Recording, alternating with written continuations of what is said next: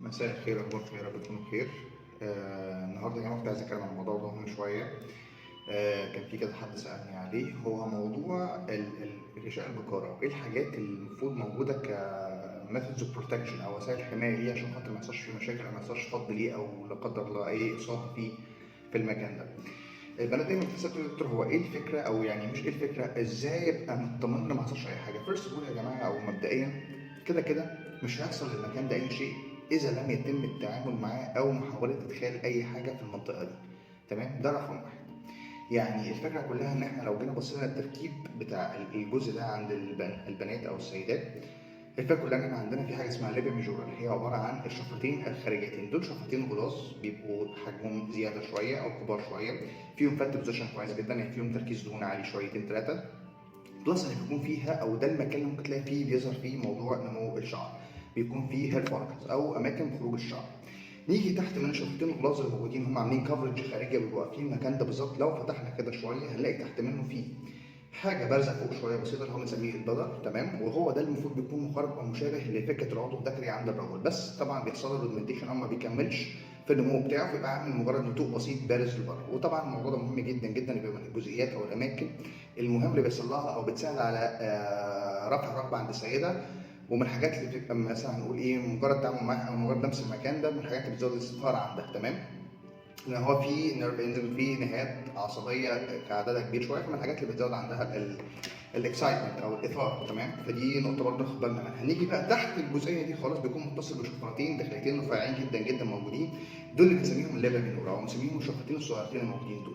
المفروض ان كل الحاجات دي او كل الكفرات اللي موجوده دي كلها تحت خالص، بعد بقى لما نيجي نبص، بعد ما نفتح ونشوف منطقه الليبر مينورا او الجزء بتاع الشفرات الداخليه الصغيره اللي هي بتكون سموث جدا، ناعمه جدا. ودي برضه هتكلم في نقطه مهمه، اللي هي بتختلف في الشكل بتاعها ما بين بنات وبنات، يعني مش كل الناس زي بعضها. يعني مش هنيجي مثلا نبص ان هي ليها شكل واحد ثابت عند الكل، هو ليها وصف خارجي او اكسترنال فيتشرنج ثابت عند الكل، لكن فكره الحجم والاكستنشن واللون والكلام ده بتختلف من بنت للتانيه، وده شيء طبيعي جدا.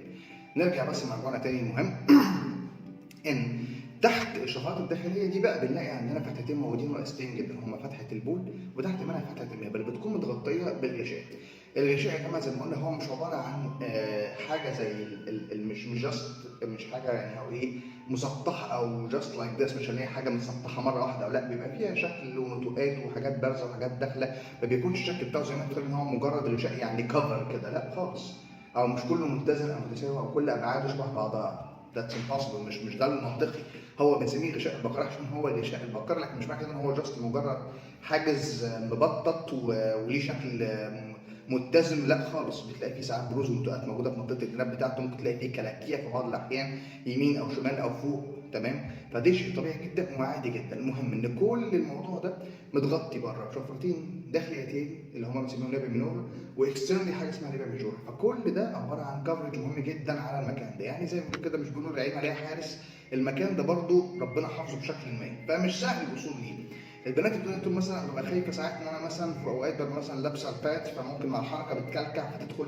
برضه يا جماعه الموضوع مش بالسهوله دي، يعني عشان يحصل فتح او فض لهذا الغشاء محتاج ان انا ادخل حاجه في المكان ده انتندد، يعني يعني دايركت، مش مجرد ان هي خبط او سكراتش او الكلام ده، لا، انا مثلا حاجه دخلت في المكان ده مباشره هتعمل فض للغشاء. تمام، وعايز اوضح نقطه مهمه جدا برضو، ان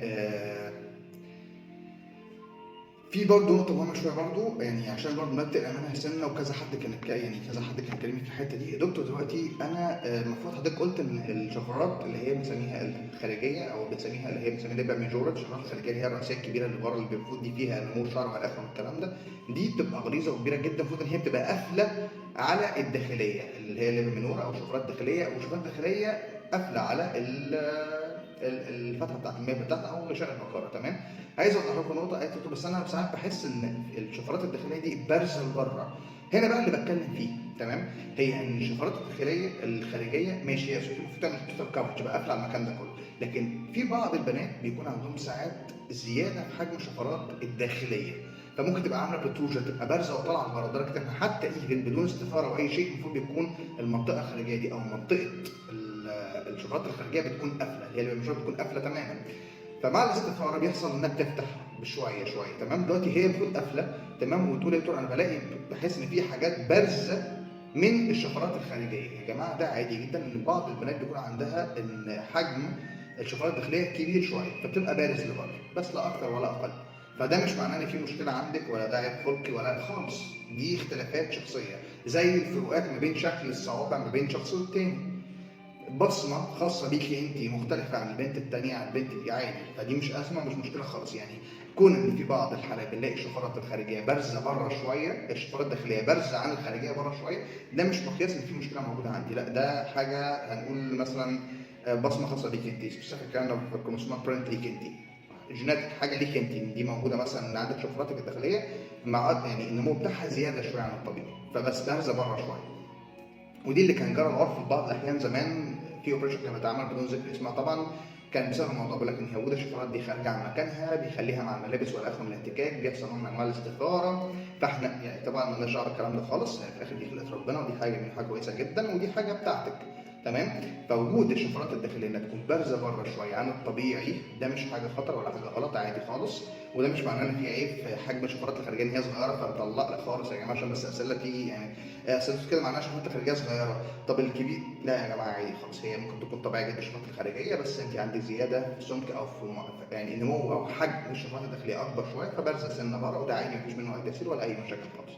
بس تمام، اتمنى يكون الموضوع ده وصل بشكل لطيف، مش عايز تقلقوا خالص، الموضوع بسيط جدا جدا جدا، وزي ما بنقول نحاول نحافظ على قد ما نقدر. طبعا ده مهم جدا فيما يخص استخدام الميه اذا كان مثلا في التواليت او غيره، ما يبقاش الجش بتاع الميه قوي، يعني ما يبقاش الميه قويه، الموضوع بسيط خالص، هنعمل تشطيب خارجي سهل جدا، نحاول نبقى بنتكلم مع المكان ده بطريقه كده فيها هنقول ايه يعني هدوء شويه بالراحه يعني. تمام، بس مش اكتر من كده. اتمنى يكون الفيديو كان لطيف، واتمنى ان نكون وصلنا بيه معلومه كويسه ان شاء الله، وستي تيوند في ماتش مور فيديوز. وباي ذا واي يا جماعه ان شاء الله الفتره الجايه باذن الله انتظرونا في العياده في القاهره، لسه ما حددتش المواعيد بس ان شاء الله الفتره الجايه يكون في ميعاد في القاهره. وبرده بوينت ثانيه، احنا زي ما قلنا بالنسبه لموضوع الشنطه الطبيه الاتفاقيه عشان الرقم ده كان مفتوح للحالات اللي بره مصر، انا مفيش الفضل فتح الحالات جوه مصر عشان خاطر حتى ايفن في القاهره ممكن يتواصل. ده هتلاقوه موجود عندي على اكونت التيك توك على البيج عند كلمه كول، وانس انك بتدوسي على الرقم ده بيفتح لك على كلمه كول بيفتح عندك رقم معين تتواصلي مع السكرتاريه واتساب، بتعملي الحجوزات عادي خالص من خلال واتساب، وبعدين بتواصل معاكي عادي بعد ما يتم تحجيز تاكيد حجز او كونفرميشن لمكالمه هاتفيه ان شاء الله.